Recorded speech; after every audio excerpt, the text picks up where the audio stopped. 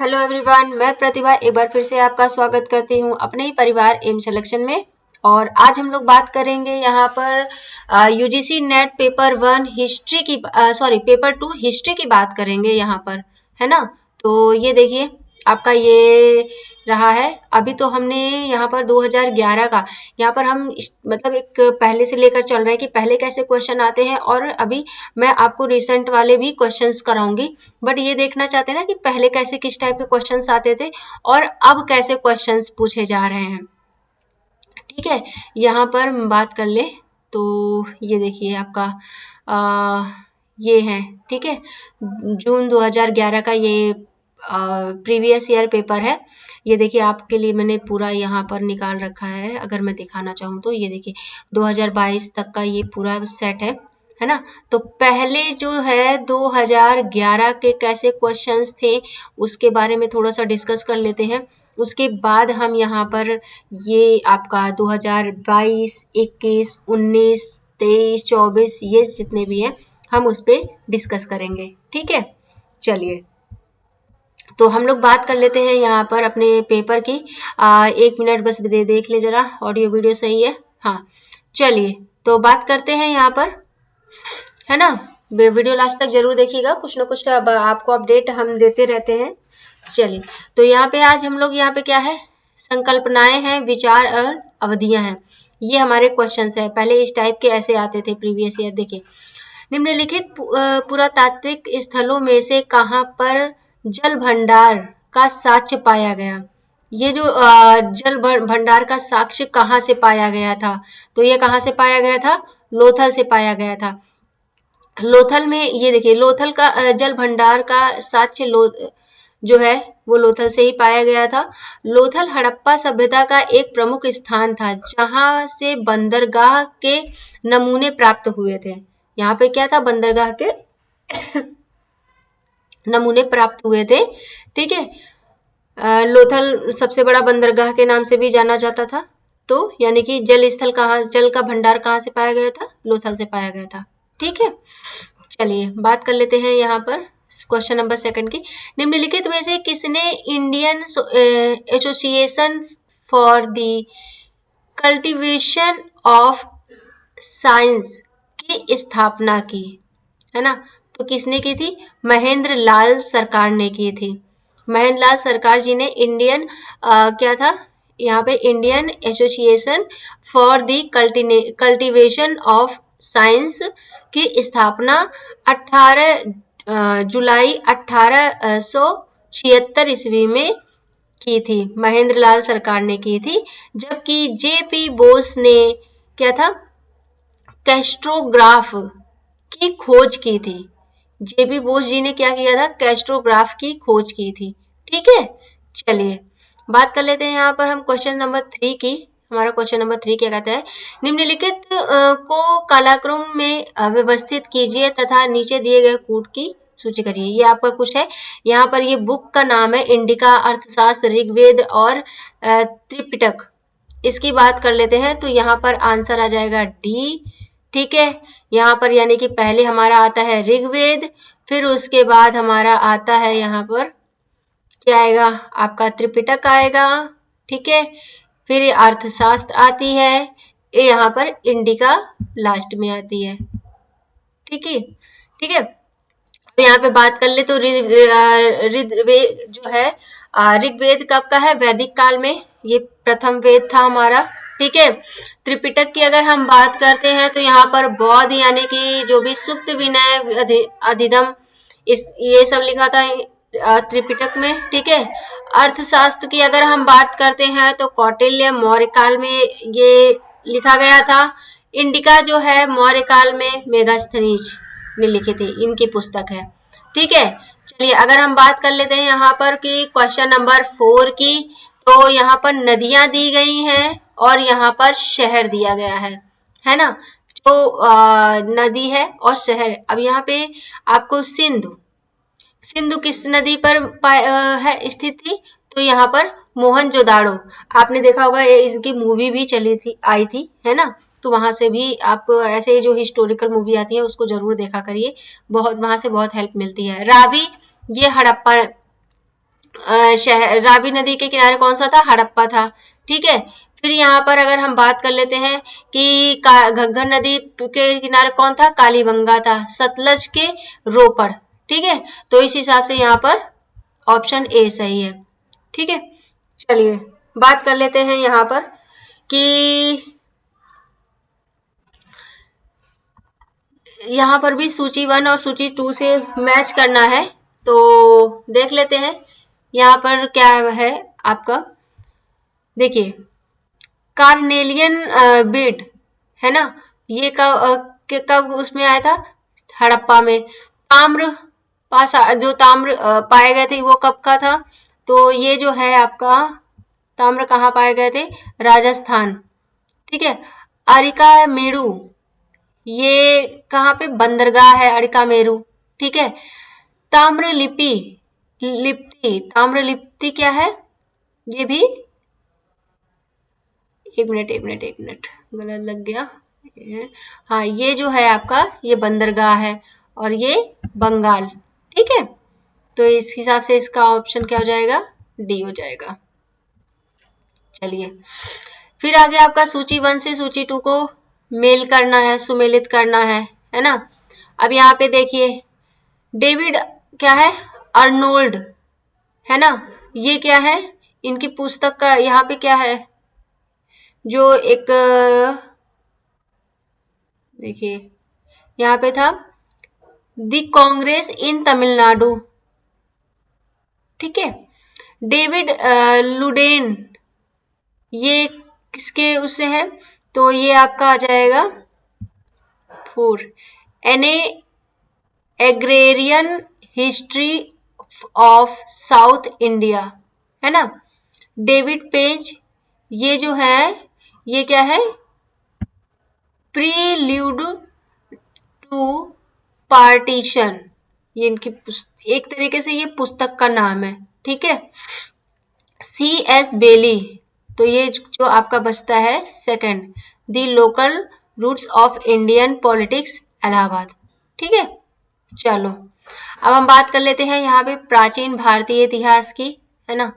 तो ऋग्वेद में पंचजन किसे द्योतित करता है? तो यहाँ पर क्या हो जाएगा? आर्यों के 5 जातियां, है ना। यहाँ पर आर्यों की जो थी कि ऋग्वेद में पंचजन आर्यों की 5 जातियों को संबोधित करता है। वैदिक ग्रंथ के अनुसार आर्यों के 5 कबीले अर्थात जन थे। ये 5 कबीले ये हैं, जैसे यहाँ पर अनु, ध्रुव, पुरु, तुवर्सु और यदु, ये थे। ठीक है। चलिए, कृषि को बढ़ावा देने के कितने कारणों का ऋग्वेद में उल्लेख है? यहाँ पर कितने कारणों का ऋग्वेद में उल्लेख है? तो यहाँ पर 4 है। कृषि, ऊर्ध्वर, धान्य एवं वृष्टि, ये इनके 4 कारण हैं। ठीक है। चलिए बात कर लेते हैं, भारत में सोने के सिक्के जारी करने वाला पहला राजा कौन सा था? यहाँ पे सोने की सिक्के, तो यहाँ पे कौन थे? बिमकद फिशस। ठीक है, यहाँ पे कौन थे? बिमकद फिशस थे। चलिए अब बात कर लेते हैं क्वेश्चन नंबर 9 तक देखा, हाँ 10 पे। निम्नलिखित में से किस राजा ने सर्वप्रथम कृषि में एक विस्तृत अभिलेख जारी किया था? तो ये कौन थे? रुद्रदामन थे। ठीक है। चलिए, निम्नलिखित में से कौन सा पद गुप्त काल में प्रयुक्त पद क्या है? भुक्ति को त्योदित करता है? तो ये क्या है? प्रांत। क्या है? प्रांत। ठीक है। यहाँ पे अभिकरण दिया है और कारण दिया है। अब चलिए हम लोग इसके बारे में पढ़ते हैं कि क्या है। निषाद जो मूलत आदिवासी थे, बौद्ध मतावलियों के लिए अछूत थे। यह आरंभिक ब्राह्मणीय विधि निर्मिताओं की मनोवृत्ति से साम्य रखता है। नहीं, ए सही है परंतु आर सही नहीं है। ठीक है।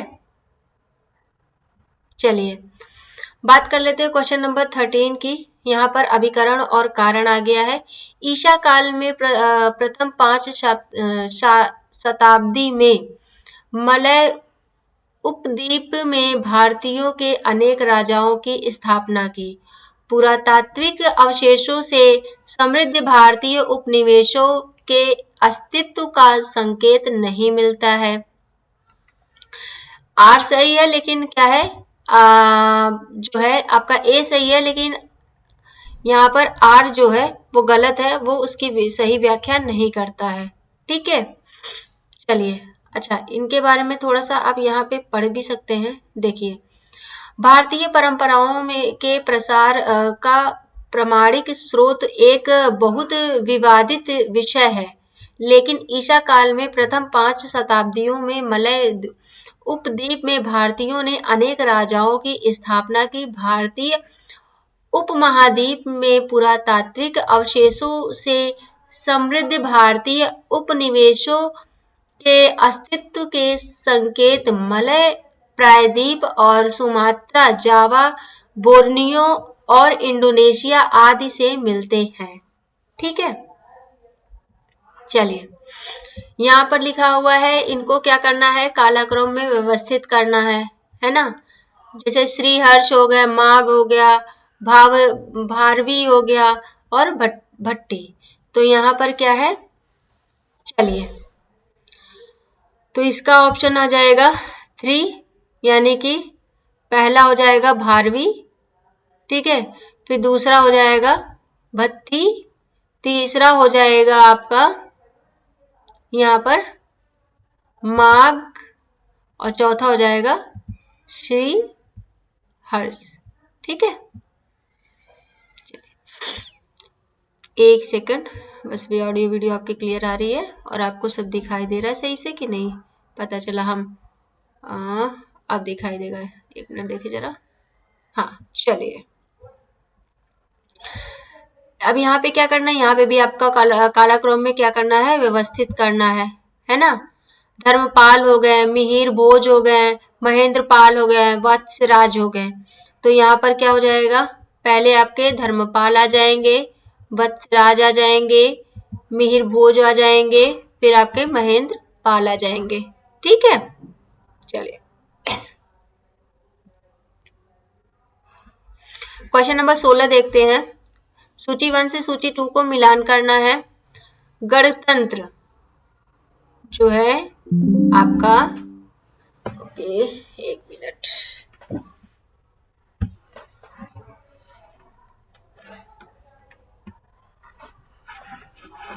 Wait a second. चलिए,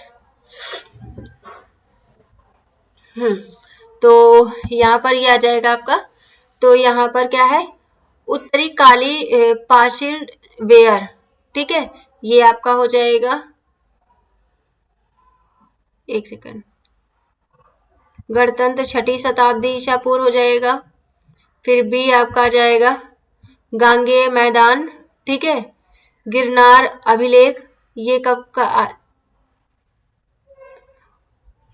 हाँ, ये जो आपका आ जाएगा रुद्रदामन और शाक्य कपिलवस्तु। ठीक है, मध्यकालीन भारत इतिहास देख लेते हैं यहाँ पर। तारीखी फिरोज शाही के लेखक कौन थे, तो यहाँ पर क्या हो जाएगा, शम्स ए सिराज अफीफ। ठीक है, चलिए। अमीर हसन आला सिद्दी द्वारा संकलित कृति फवायद उल फुआद निम्नलिखित में से किसके डुग्स एंड सेइंस का अभिलेख है, तो यहाँ पर क्या हो जाएगा, शेख निजामुद्दीन ओलिया, शेख निजामुद्दीन ओलिया। ठीक है, चलिए। सूफी शब्दावली में विलायत का क्या अर्थ है, जो सूफी शब्दावली है उसमें विलायत का क्या अर्थ है, तो यहाँ पर आध्यात्मिक क्षेत्र है। ठीक है, चलिए। राज तिलक के तुरंत पश्चात जहांगीर द्वारा जारी किए गए अध्यादेशों में 10वां अध्यादेश सम्मिलित था। क्या था, तो यहाँ पर जागीरदारों का क्षेत्र। ठीक है, तो ये आपके कुछ 20 क्वेश्चंस रहे हैं। आई होप कि आपको ये समझ में आया होगा और आपके एग्जाम के पॉइंट ऑफ व्यू से आपको हेल्प भी मिलेगी। तो आप लोग इसको जरूर पढ़िए, है ना। और जो भी हिस्ट्री वाले स्टूडेंट हैं उन्हें जरूर ये शेयर करें, जिससे उनको भी ये हेल्प मिल सके, क्योंकि यहाँ पे हम आपको 2011 से प्रीवियस ईयर क्वेश्चन करा रहे हैं, है ना। तो आपको बहुत हेल्प मिलेगी। तो चलिए, आज के लिए इतना ही रखते हैं। Thank you so much, bye bye, take care. Channel को सब्सक्राइब, लाइक, शेयर जरूर करें और सब्सक्राइब करना ना भूलें और अपने दोस्तों के साथ शेयर करना ना भूलें चैनल को। तो चलिए, बाय बाय, टेक केयर।